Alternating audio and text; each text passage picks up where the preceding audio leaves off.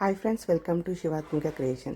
Today మన recipe వచ్చేసి చపాతీ స్మూత్గా ఎలా ఉండాలనేది ఈ వీడియోలో చెప్తాను. మనం ఒక గ్లాస్ పిండి తీసుకొని అందులో కొంచెం సాల్ట్ అండ్ కొంచెం వాటర్ యాడ్ చేసుకుంటా ఉండలు లేకుండా మంచిగా కలుపుకోవాలండి. కలుపుకున్న తర్వాత ఒక 20 నుండి 30 మినిట్స్ పక్కన పెట్టుకున్న తర్వాత ఒక చిన్న ముద్ద చేసుకొని దాన్ని మనం చపాతీ చేసుకోవాలండి. చపాతీ ఇట్లా పీట మీద కానీ లేకుంటే మన గ్యాస్ బండ మీద కానీ కొంచెం పిండి వేసుకుంటా చేసుకోవాలి. ఏంటంటే మేమైతే ఈ వీడియోలో అయితే మడత రొట్టె అని చేస్తున్నట్టు. మడత రొట్టె అంటే ఇట్లా లేయర్స్ వస్తుందండి.